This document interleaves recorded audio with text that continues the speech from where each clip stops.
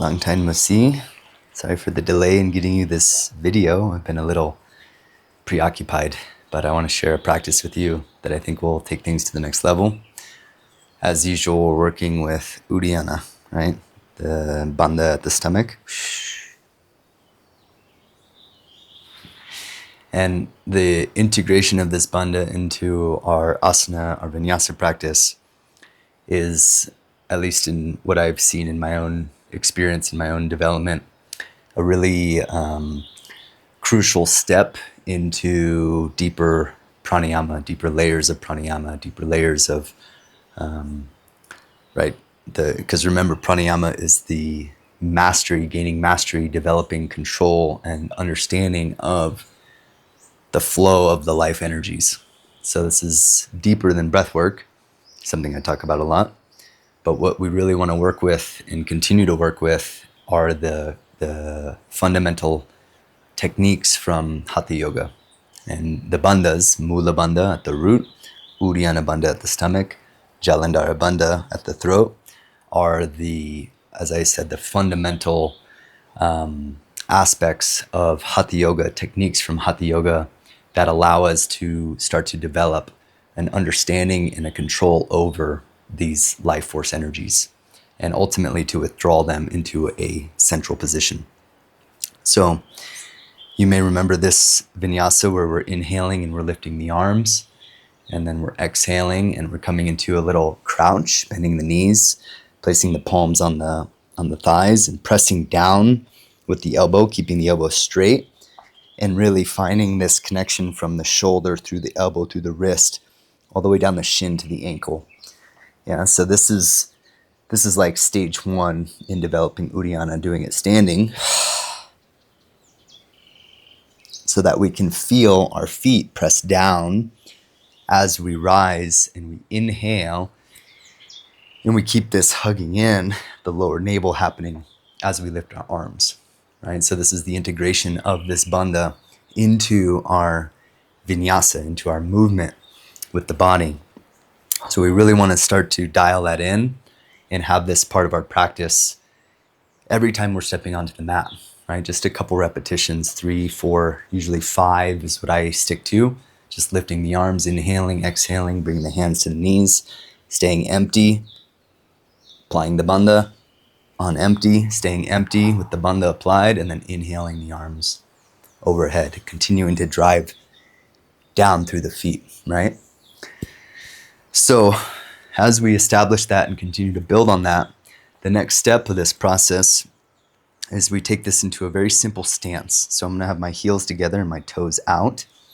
And stance work is a really great opportunity to bring something that is missing, I feel, in a lot of modern yoga practice into our sadhana, right? So modern yoga a lot of times is about stretching, I'm using air quotes. But what I've seen and what I've noticed is that, like, for example, in this stance that we're going to do with the heels together, toes out, knees bent, just staying in this stance, staying in this position, dropping the hips down but keeping the spine vertical, allows me to notice what's happening down at the base of the body and start to develop power and staying ability, right? This ability to remain completely grounded and stable. So, for example, I'll just demonstrate. I have my hands together at heart, my knees are bent, and I'm just dropping my weight down. And if I integrate this stance in with Uddiyana, so I exhale, I apply the bandha, and then I inhale with the navel pulling back, I'll start to notice that this creates a lengthening effect in the spine and a downward pressure in the ankles. It'll also start to open up the upper back if I stay here for long enough. A lot of times things like this are missing from modern yoga because, people are really interested and fascinated by this idea of stretching, like this connection between yoga and stretching is something that I think is, mistranslation or misinterpretation of what we're doing when we're practicing asanas. But again, talking about pranayama, going back to how I started the conversation, really we want to look at and pay attention to how is the energy flowing in the body? And how is arriving into a shape and then staying in a shape and then working the breath, and specifically working the breath with bandha, right? The valves, the ties that control and release the flow of energy through the body. How does this start to open up the subtle inner channels of the body, the nadis, so that instead of just practicing, for example, a stretch, I'm actually doing some form of inner alchemy and opening up pathways and channels of energy in the body, which then leads to flexibility, it leads to mobility, but that's not the primary objective. You see what I mean? So just to continue taking this further, we have the inhale, exhale into Uddiyana. And then once we've done 3 to 5 of those, we bring the heels together and we just bring the hips down and we come to this squat, or like a quarter or an eighth squat. And what I'm looking to do is continue to drop the weight down into the ankles and not straighten the knees, okay? But keep the spine straight, and then work the bandha on each of my breath cycles, holding this posture for like 2 minutes to start. And you'll notice that this starts to develop a gripping down here at the ankles. And that's what we want, because after we do this posture, we inhale the arms up, straighten the knees, and then we exhale and we bring our hands down like this, and then they go underneath, right? So I have like this prayer position in the hands, and then they go underneath the heels, and you can widen the feet a little bit to make space. The fingertips are pointed backward or out, and my heels are right on like the meat of my thumb, right? So like that position there, I don't know if you can see. I'm like standing on where my thumb comes together with my wrist. And then from here, I can press down with my feet, press down with my wrists, but try to keep my chest up. Okay, so it's like a squat where I'm standing on my hands with my heels. And then from here, working Uddiyana. So I exhale without dropping the chest, but let the chin go down. The tongue goes out. I go into Uddiyana. Maintain Uddiyana, pulling the navel back. Lift the chin on empty, round the lips. Inhale through rounded lips. Top of the inhale, I bring the chin to neutral, like a straight forward, the face. And then from there, as I'm holding the breath, I start the exhale, dropping the chin, keeping the chest up, tongue out. Uddiyana.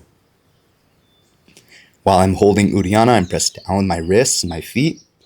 I lift the chin on empty. Uddiyana is maintained. Kaki mudra of the lips. And so on. This like sequence of postures that I'm showing, the arm lift into Uddiyana, the stance with the heels together, toes out, palms at prayer, and that little kind of eighth of a squat. And then this position where I'm standing on the heels, all working with Uddiyana, are really, really amazing tools, I think, in the arsenal that we have as a preparation for whatever's next in our practice. So a lot of times if I'm short on time and I don't have 20, 30 minutes to do a whole standing series, I'll do these postures. It takes me 5 to maybe 7 minutes to do all 3 of them, like really sinking into the technique that I'm demonstrating here with Uddiyana. And then I just come straight down onto my mat and I do a few seated postures. Often Mahamudra is one of them, which I'll get to in another video. Mahamudra as a preparation for seated pranayama activity. Yeah. So then when I arrive into my seat to do my pranayama, I've really cultivated this power in the legs, in the feet, in the ankles, right? So that when I sit, I'm not slouching, right? A lot of times sitting, the ability to sit energetically and withdraw our power into the center has a lot to do with how well this lower body is functioning in the seat, right? In my sitting position. Sometimes people will force themselves into, for example, lotus position, but they lose the ankles, they lose the feet, and they get sloppy. And then there's not as much firmness there. And then therefore that leads to a lack of the flow of energy for when we do our pranayama practices. So again, we want to remember that pranayama is dealing with the energetic channels of the body and the withdrawal of our energy into the central position of the spine and the Sushumna Nadi, which then leads to the experience of meditation, the experience of complete dissolution of the separate mind into an absorption of and union ultimately with the supreme object. Yeah. So this is the path of yoga, and I'm really generalizing some of the terms, but I'm offering a couple techniques here because it's been a little while since I made a video, and I want to keep you going with your practice. So I hope this is helpful. Let me know if you have questions, and I'll see you soon. Om.